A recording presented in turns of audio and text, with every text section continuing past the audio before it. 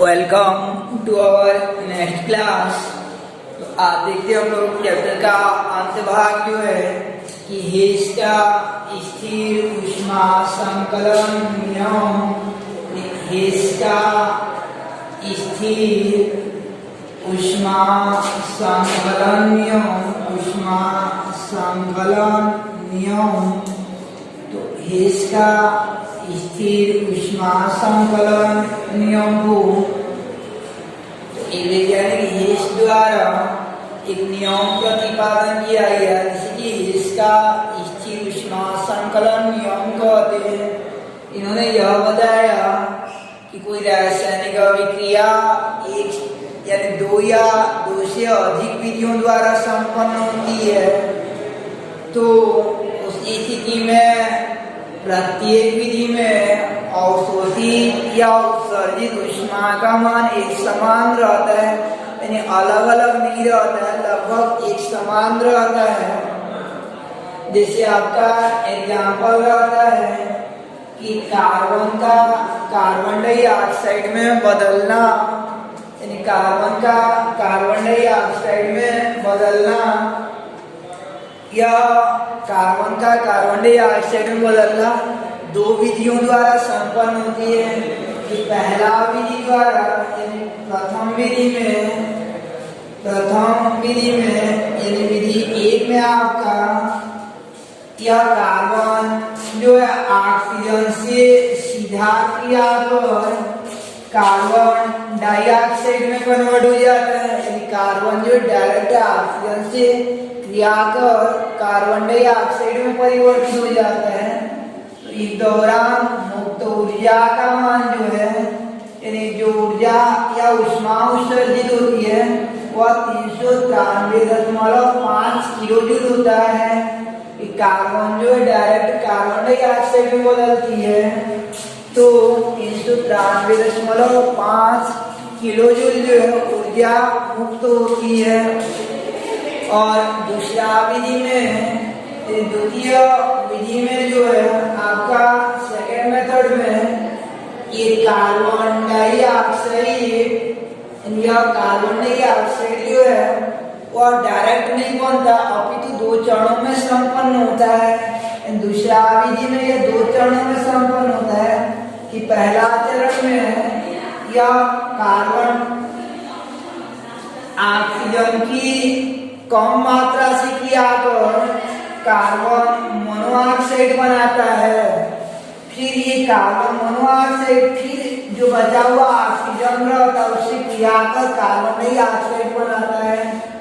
ऐसा 1/2 O2 का अर्थ रहता है, O2 का आधा हो जाता है। O2 में 2 O रहता है तो हाफ O2 का मीन्स रहता है आपका 1/, यानी जितना O रहता है उसका आधा। O2 में 2 O है तो हाफ O2 का मीन्स हो जाएगा आपका, हाफ O2 का मीन्स हो जाता है ये 2 का आधा यानी 1 O हो जाता है। दूसरा चरण है, दूसरा विधि में ये 2 चरणों में संपन्न होता है। कार्बन जो है पहले आधा ऑक्सीजन से क्रिया कर कार्बन डाइऑक्साइड में, फिर पहले कार्बन मोनोऑक्साइड में, फिर कार्बन मोनोऑक्साइड फिर से ऑक्सीजन से क्रिया कर कार्बन डाइऑक्साइड में कन्वर्ट हो जाता है। तो ये दूसरा विधि में जो 2 चरणों में संपन्न होता है। प्रथम चरण में उत्सर्जित होने वाला ऊष्मा का मान रहता है 110.5 किलो जूल और द्वितीय चरण में जो ऊष्मा मुक्त होता है वह होता है आपका 283.0 किलो जूल होता है। तो ये द्वितीय विधि द्वारा ओवरऑल कितना ऊष्मा उत्सर्जित हुआ है, क्योंकि दोनों माइनस माइनस है तो माइनस माइनस को जोड़ते हैं तो जुड़ जाता है, लेकिन उत्तर जो ऋण में प्राप्त होता है। इनको जोड़ेंगे तो ये 5, ये हो जाएगा आपका 3, 8, 1, 9, 2, 1, 3 यानी 393.5 किलो जूल होता है। तो यह 2 चरणों में भी जितना 2 चरणों द्वारा भी संपन्न होगा तो अंतिम में ओवरऑल उतना ही ऊष्मा निकलता है जितना कि एक चरण यानी एक विधि में यानी अलग विधि द्वारा यह संपन्न हुआ था, जिसमें एक चरण में संपन्न हो गया, तो वहां पे जितना उत्सर्जित हुआ था, अगर माइनस साइन रहता तो याद रखना ऊष्मा निकलती रहती है, और प्लस साइन रहता है तो ऊष्मा अवशोषित होती रहती है। इस विधि द्वारा भी संपन्न होगा तो उतना ही ऊष्मा उत्सर्जित होता है जितना कि ये द्वितीय विधि द्वारा संपन्न होता है। द्वितीय विधि 2 चरणों में संपन्न हो जाता है। तो यानी कोई विधि जो एक से अधिक चरणों में भी संपन्न हो सकता है, जैसे दूसरा वाला जो है एक से अधिक चरणों में संपन्न होता है। तो जैसा भी हो, ओवरऑल जो है किसी भी विधि द्वारा किया जाए, उत्सर्जित होने वाली या अवशोषित होगा तो अवशोषित होने वाली ऊष्मा का मान एक समान रहता है। जैसे कि हेस का स्थिर ऊष्मा संकलन नियम कहा जाता है। वैज्ञानिक हेस ने इसे नियम के आधार नियम के रूप में प्रस्तुत किया कि जब कोई रासायनिक अभिक्रिया दो या दो से अधिक विधियों द्वारा, 2 विधि द्वारा ये संपन्न हो रहा है, ये प्रथम विधि, ये द्वितीय विधि। तो जब कोई रासायनिक अभिक्रिया 2 या 2 से अधिक विधियों द्वारा एक या एक से अधिक चरणों में संपन्न होती है, जैसे दूसरा वाला एक से अधिक चरणों में संपन्न हो रही है, तो उसी स्थिति में उत्सर्जित या अवशोषित ऊष्मा का मान एक समान रहता है।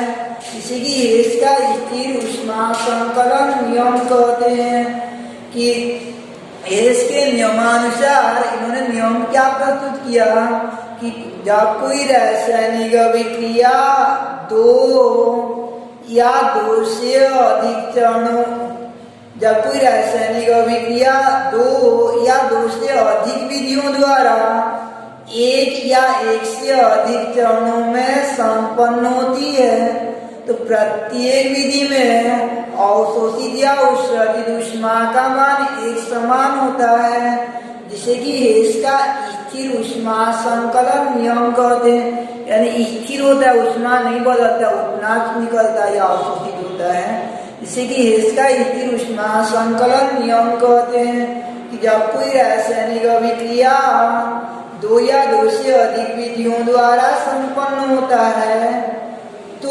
जब कोई रासायनिक अभिक्रिया 2 या 2 से अधिक विधियों द्वारा एक या एक से अधिक चरणों में संपन्न होता है, तो प्रत्येक विधि में अवशोषित या उत्सर्जित ऊष्मा का मान एक समान होता है, जिसे कि हेस का स्थिर ऊष्मा संकलन नियम कहते हैं।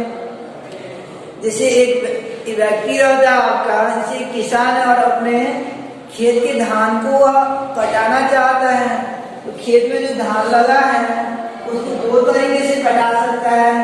पहला कि वह लेवल ले जाएगा, हाथ से कटाएगा, तो हाथ से कटाएगा, पहले जो है वो धान को काटेगा, ये ए से बी तक पहुंच गया, फिर जो है आपका वह व्यक्ति जो फिर वहां से ट्रैक्टर की सहायता से धान को जो है 8-10 दिन बाद घर लाएगा। ये फिर पहले काटा, फिर जो है घर लाया, और अलग अलग चरण में संपन्न होता है।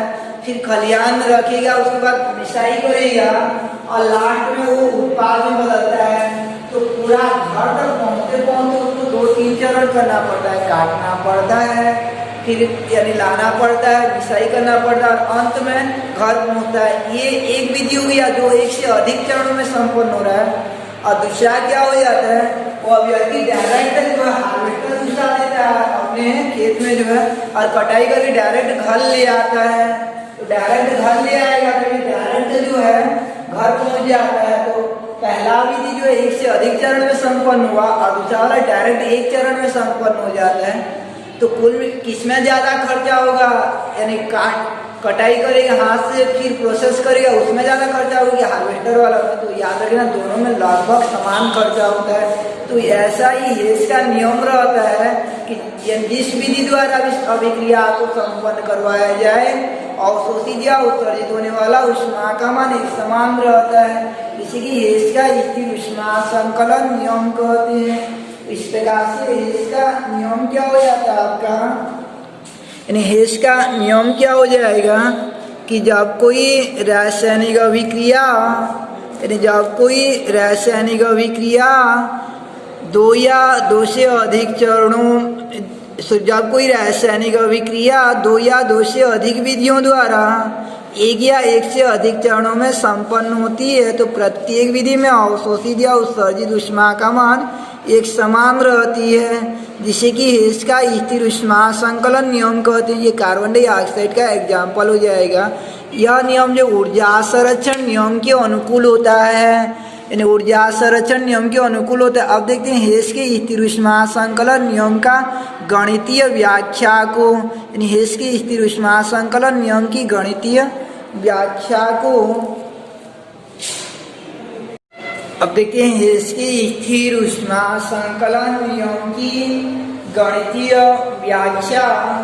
हेस के स्थिर ऊष्मा संकलन नियम की गणितीय व्याख्या जो है, माना कि ए नामक अभिकारक है, ए नामक एक अभिकारक है, वह पहला चरण में सीधा जेड में उत्पाद में परिवर्तित हो जाता है तो Q1 ऊष्मा निकाल यानी मुक्त करता है।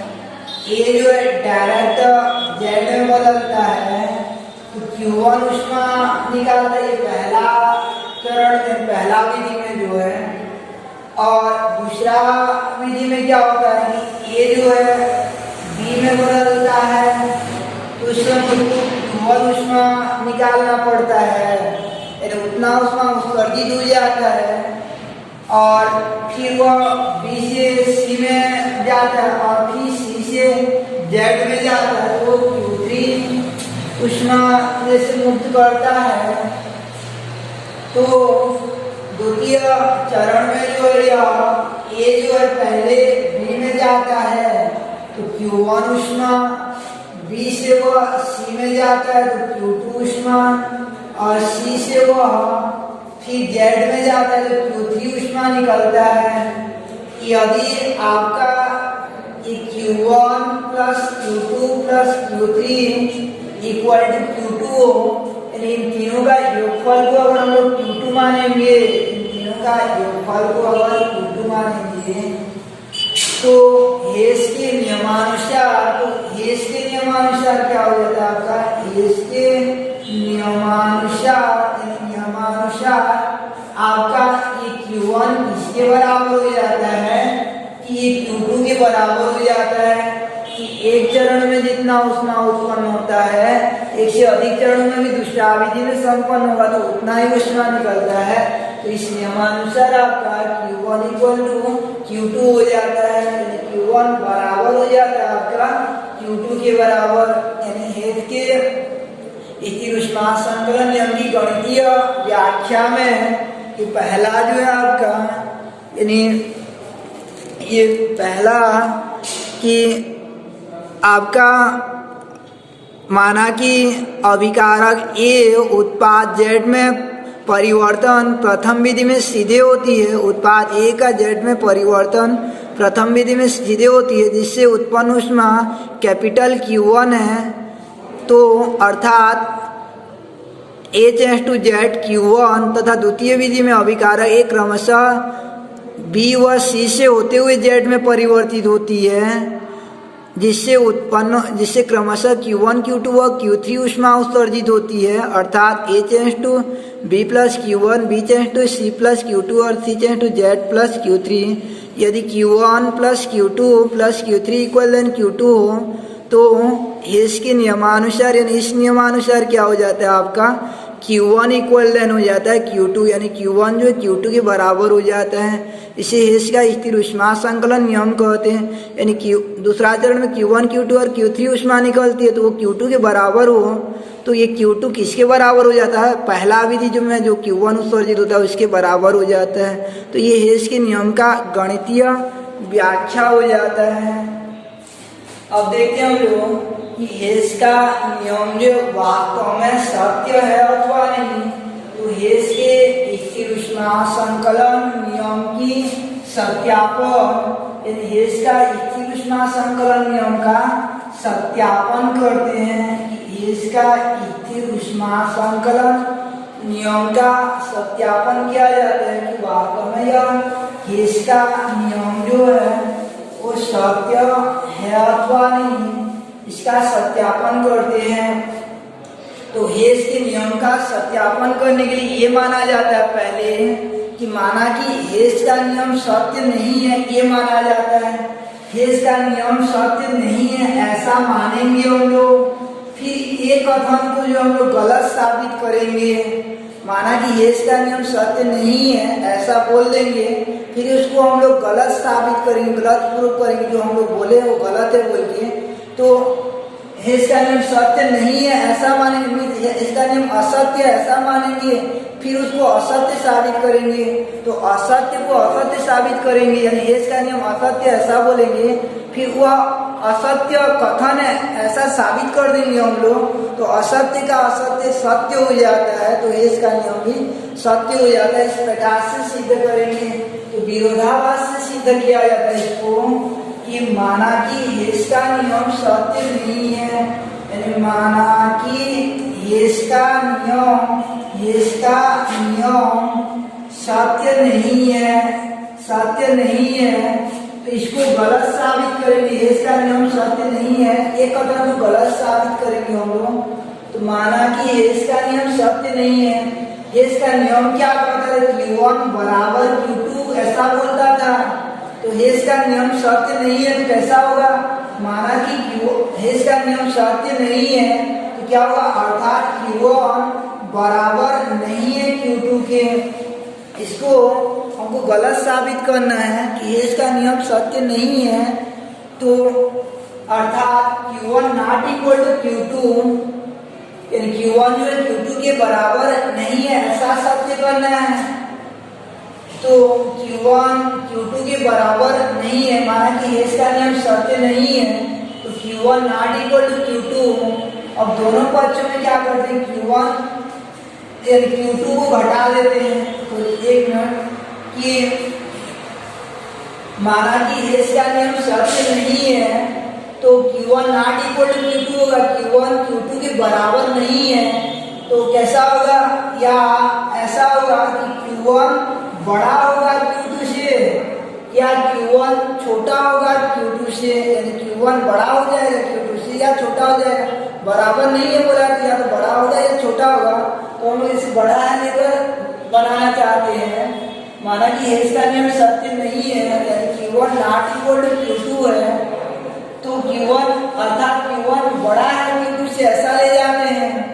अब क्या करेंगे? दोनों पक्षों में ये Q2 को घटा देते हैं, इन दोनों पक्षों में Q2 को घटा देते हैं, तो Q1 माइनस Q2, ये Q2 माइनस Q2 जीरो हो जाएगा, तो Q1 माइनस Q2 बड़ा है जीरो से।